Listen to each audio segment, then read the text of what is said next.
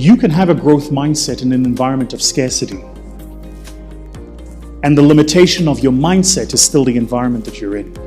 The growth mindset is based on the belief that your basic qualities are things you can cultivate through your efforts. Now, growth mindset doesn't mean everyone has the same talent and abilities. It just means everyone can grow through hard work, mentoring, and perseverance. The growth mindset says the following. It says, this is where I am now. Can you watch this?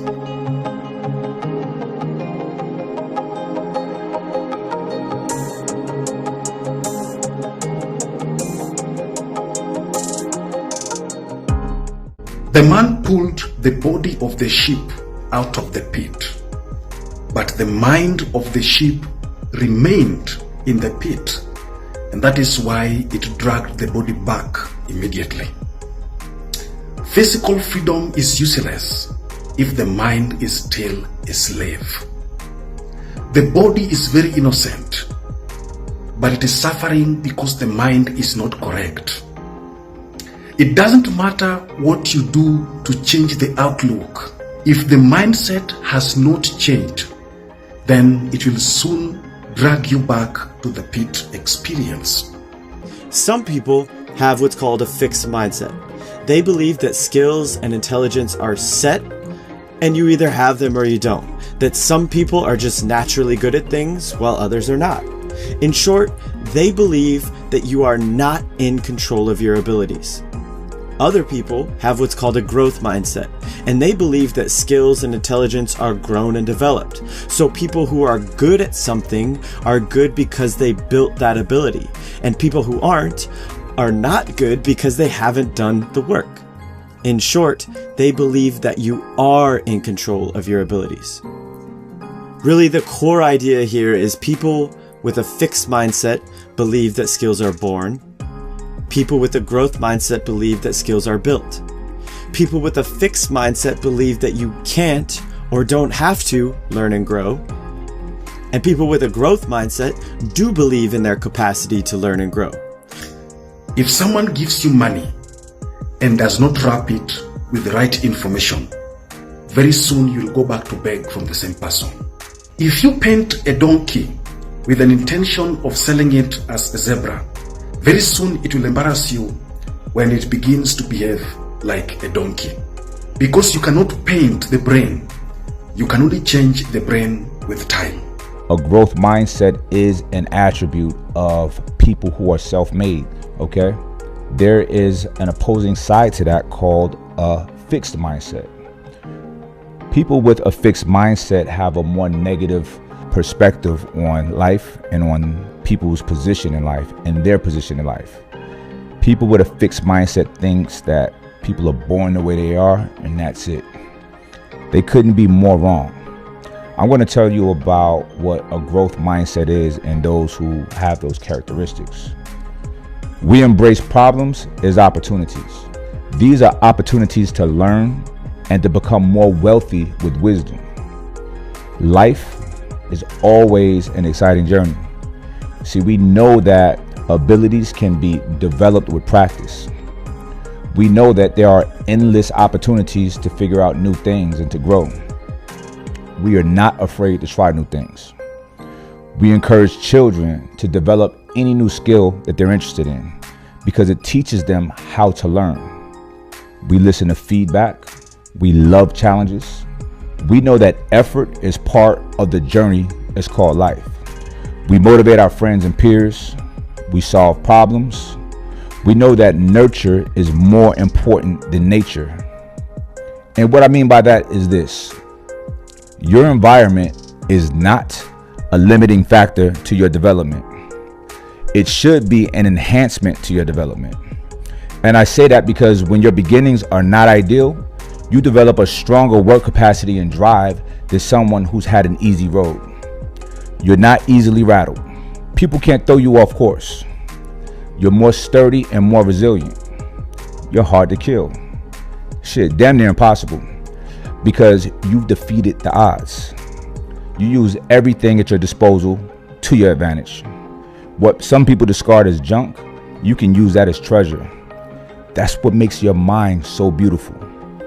If you have less, when you get to the level of people who have more and then you pass them, your story is just way more glorious. We also do not do excuses.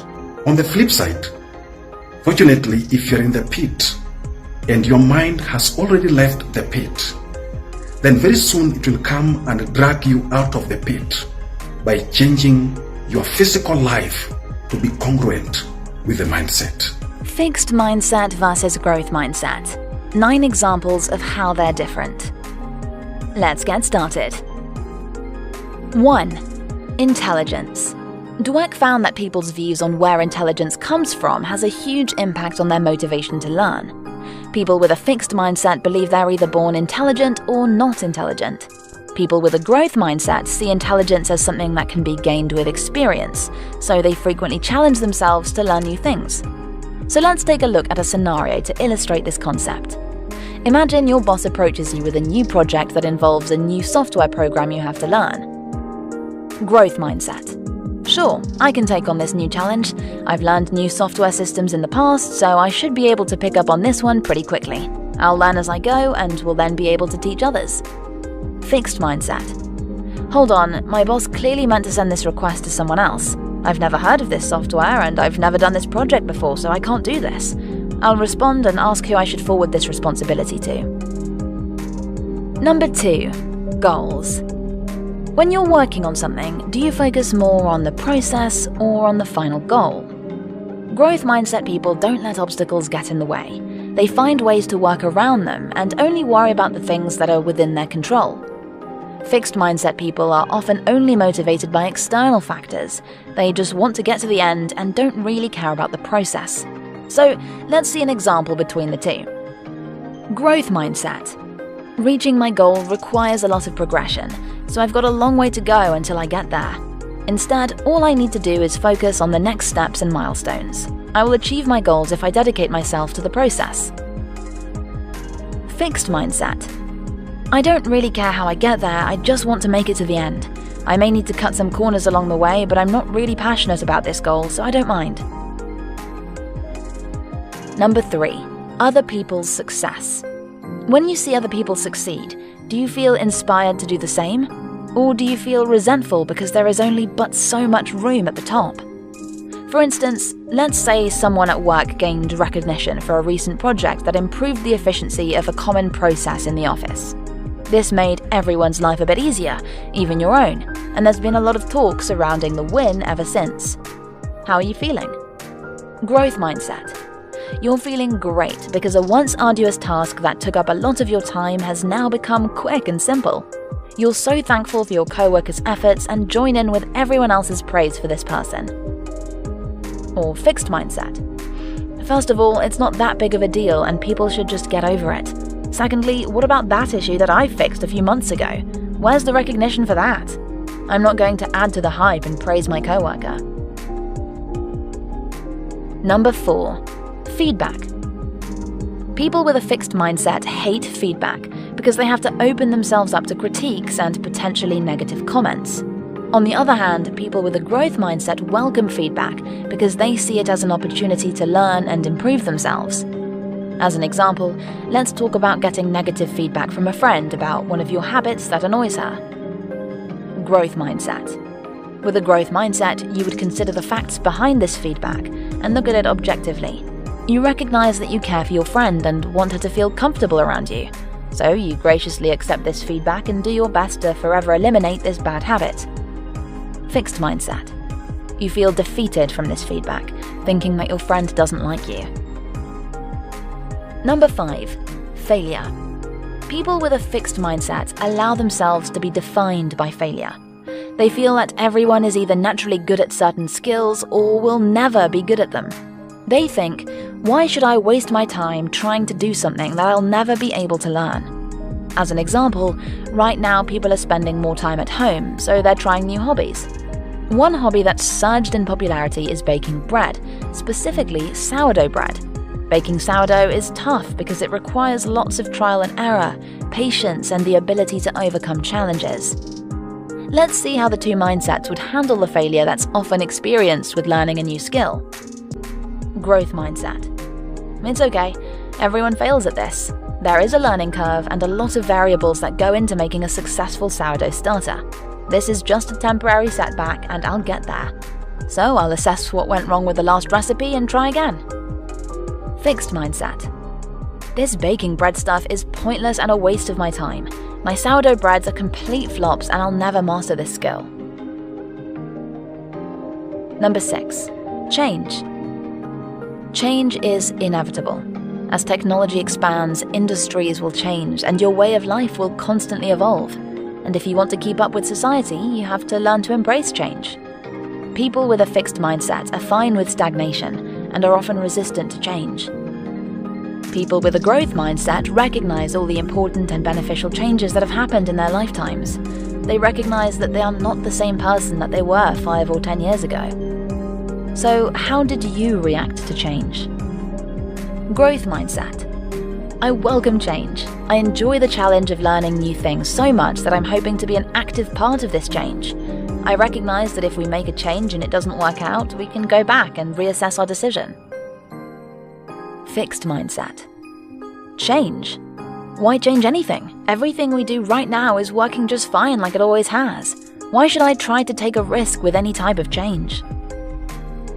Number 7. Effort. If you really want to achieve a goal, then you need to be willing to give it your all and work hard for it.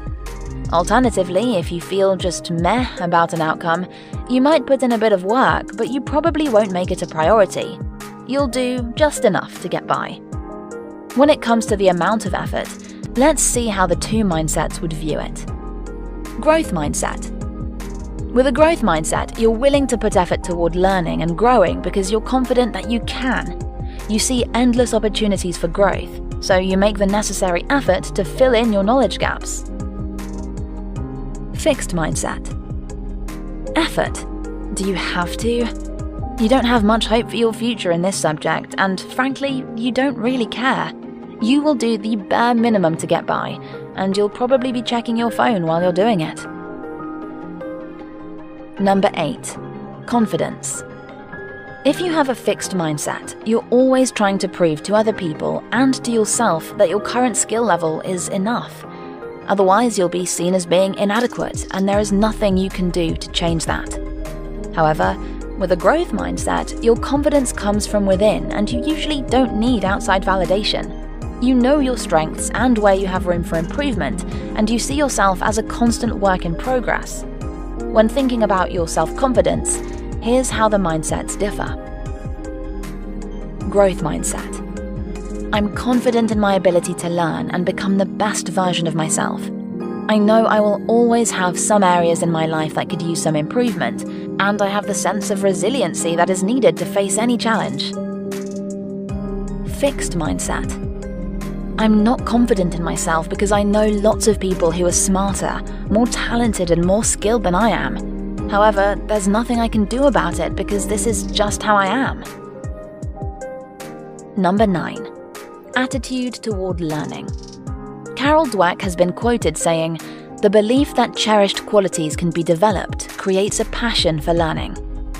So, let's talk about how the two mindsets view learning and self-education. Growth mindset. There's an opportunity to learn something?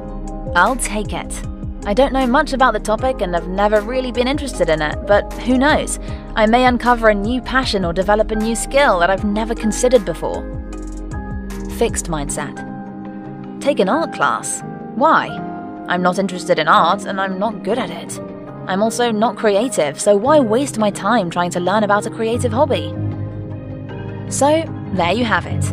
9 examples of the difference between a fixed and growth mindset. Whatever you can do to transform your mindset positively, please do it.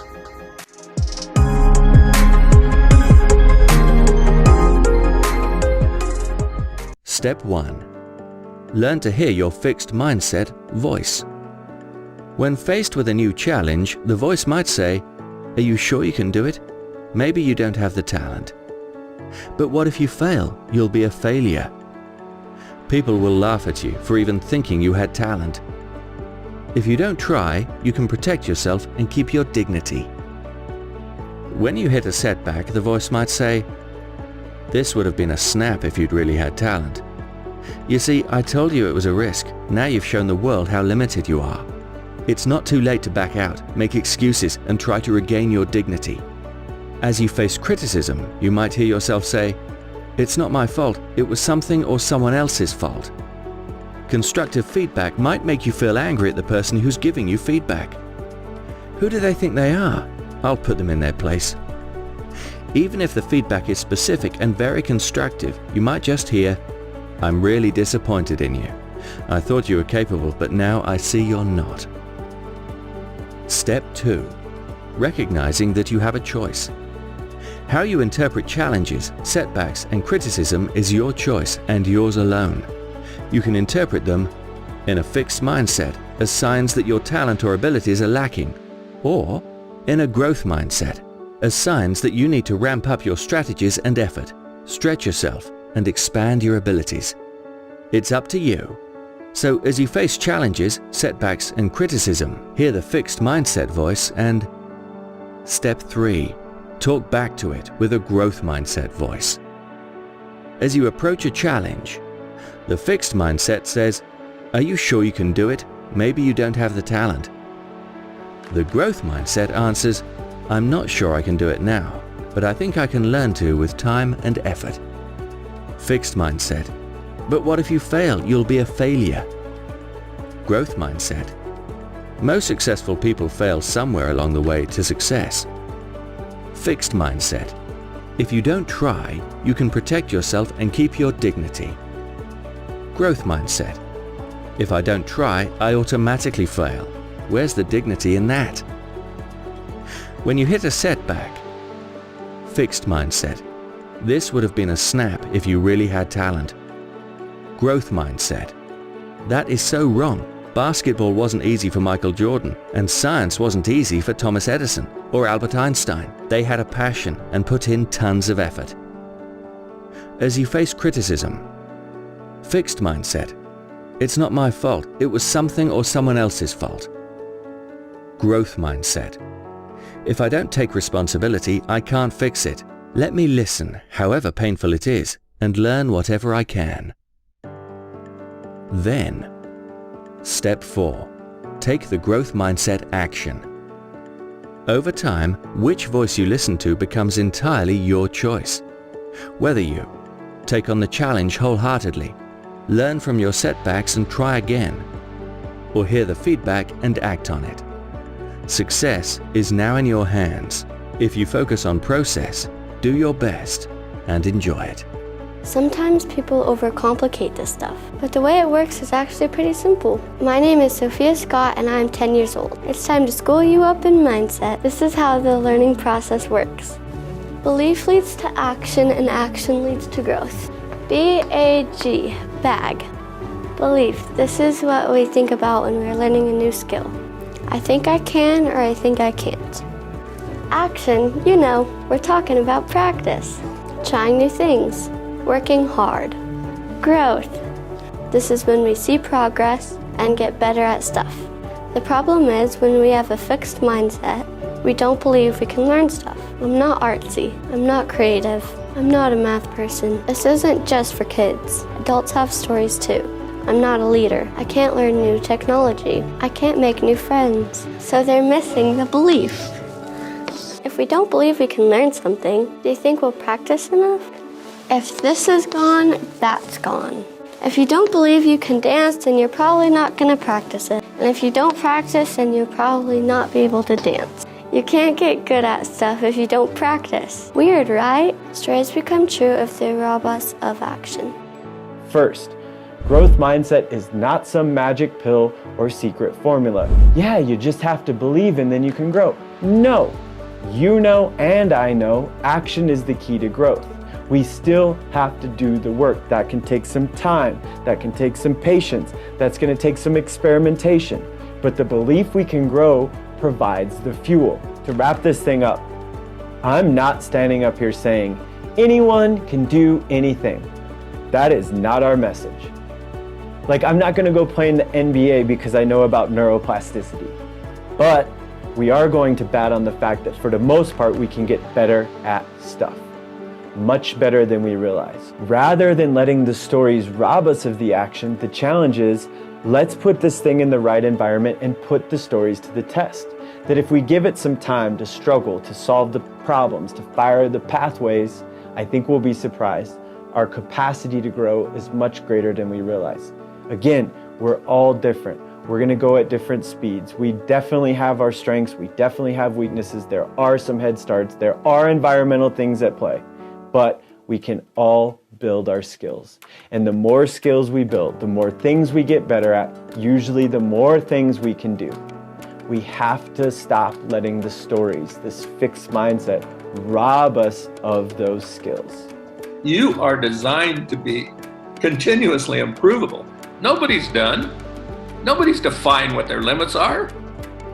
I can tell you whatever you think your limits are, you're wrong. Absolutely, everyone has the capacity to be better at virtually everything. You can be better next week, a little bit, but in a year you could be a lot better at almost anything that matters to you. And that's the way you should think about it. I mean, if I want to be better at these things that matter to me, let's get to work. Look, I don't want this to come across that like learning is easy. No, it is hard, it is frustrating, and it takes some time. And again, there are challenges that can absolutely get in the way, but we can all get better at getting better. And the magic is that once you get into a learning mode, once you're really trying to improve yourself on a regular basis and acquiring new skills and improving whatever is important to you, you actually improve the machinery that controls learning for everything. The best advice I have for you is aim low, start small. Pick one skill, one relevant skill that if you develop could help you get better. Spend some time practicing, spend some time firing the pathways. And as we start to see that progress, we start to gain momentum. The floor becomes higher and we build from there. Stay patient, aim low, build the skills.